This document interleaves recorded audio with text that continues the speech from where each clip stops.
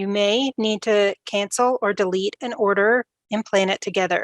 For example, if a customer chooses to cancel an order and you want to see how it affects your schedule before waiting for the next data push, you can remove that order and re-optimize. Please keep in mind, if you're deleting orders and jobs in PlanetTogether and your data is coming from an additional system like an ERP, that you will also need to delete the order in your ERP. Otherwise, it will return to PlanetTogether during the next data push. On the Jobs tab, I'm going to look for the job I wish to delete.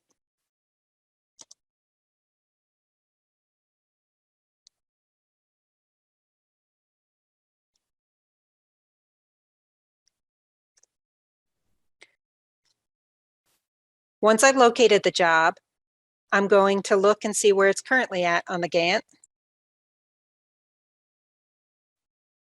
Go back to my Jobs tab, make sure my job is highlighted, right-click, select Delete.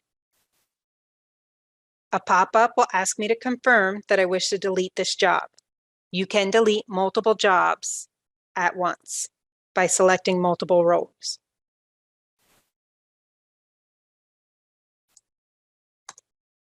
Now, I can no longer find the job in my Jobs tab because it's been deleted.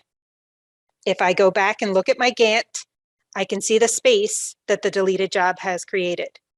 From here, I can rerun my optimize or run my compress and allow PlanetTogether to fill this space. If there is a particular job I wish to drag and drop into this space, I can do that as well. If you've deleted a job and you wish to undo your delete, you can use the undo function. Please keep in mind, when using the undo, you can only undo in the same order of the tasks as you've done them. I'm going to just undo my last task, which was delete this job. Now, if I come back and search again for that order, it is now back in the system.